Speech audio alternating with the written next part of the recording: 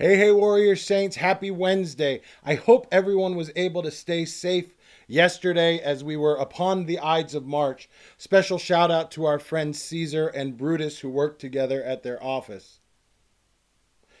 All right, yesterday we talked about using scripture as and manipulating it as a way to hold us back because we sometimes are tempted to allow ourselves to wallow in that mediocrity that we've been talking about, despite being made for greater, and using scripture as a way to block us, to keep us, and using it to rationalize and explain away when we just want to stay and be mediocre. I'm going to tell you something from this past weekend.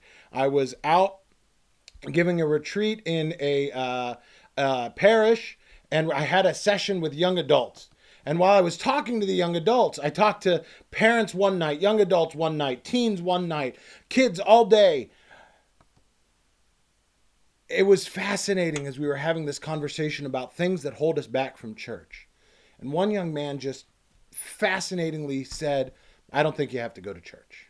And I was talking about the importance of community, why it's important for us to get together and be with other people, and why church gives us that community, and coming together and praying together gives us an opportunity to actually be with each other and be community in a way that we can only be when we are in church. And he said, "Yeah, I don't believe it. I don't think you have to do it." I started counting and I got a little bit snippy, and I was giving like finger counts how many times he was using first person pronouns, because over and over and everything he was talking about, he was just saying, I do it, I believe, this is what I think, this is how I want to do it. And he really just doubled down on the whole thing. He just kept going. Nothing we said, nothing that I said, nothing that the priest that I was talking with, nothing that we said was actually like anything that he was going to buy. He wanted to keep saying, I don't think you have to go to church. Because in reality, what he was actually saying is, I don't want to go to church. Now, we've been exploring this beautiful phrase from 1 John chapter 4. Little children, you are of God and have overcome the things of the world. For he who is in you is greater than he who is in the world. If we're made for greater, if those things that are in us are better and have overcome the things of the world, why do we still have this attachment to the things of the world?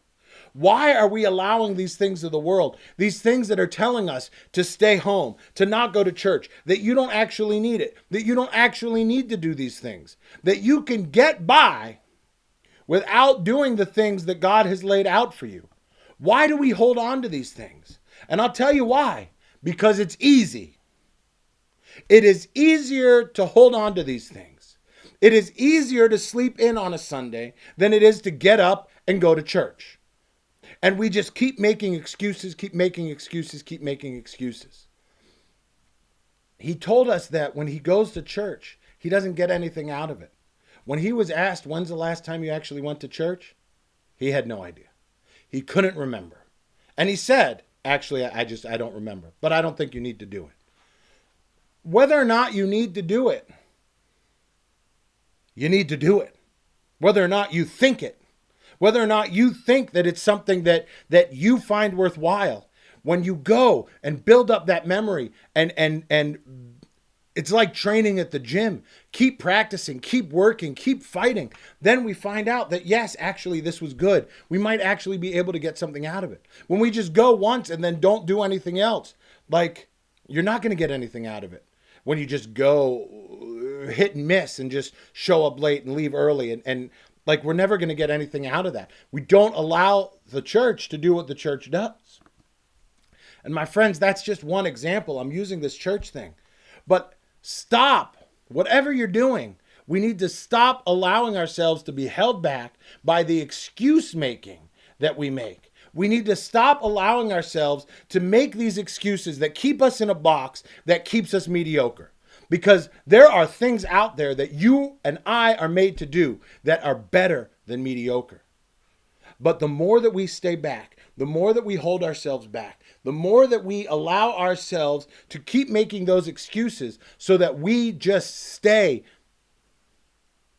where we're comfortable, is the minute that we've become the reference and the minute that we've forgotten God in our lives. Like I said yesterday, we need to know what's going on in his word, but then we need to get up and do it. And it's hard to read his Bible.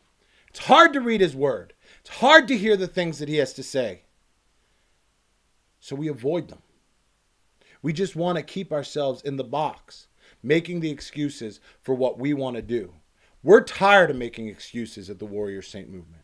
And we want you to join us. We want you to come along with us, fighting the good fight, fighting the way of the world, telling us to just stay in the box, stay mediocre. Do what you got to do. You do you. Whatever phrase you're hearing in the back of your head telling you to make that excuse and stay doing what you're doing, we want to replace that voice. We want to replace that voice. We want to help you grow so that you stop listening to that voice and start listening to this voice. So get on the way of the Warrior Saint. Visit us at warriorsaints.org. Join us. Join the movement.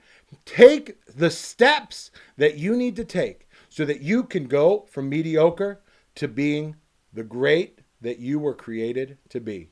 Until we see you tomorrow, keep walking on the way of the Warrior Saint.